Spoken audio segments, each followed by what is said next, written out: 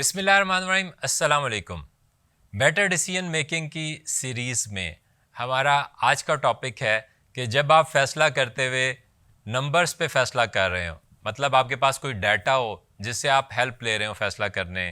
کے لیے، تو اس کے بارے میں ہارڈ ہیڈڈ ہو جائیں۔ ہارڈ ہیڈڈ کا مطلب یہ ہے کہ جو نمبرز ہیں یا جو ڈیٹا ہے اسے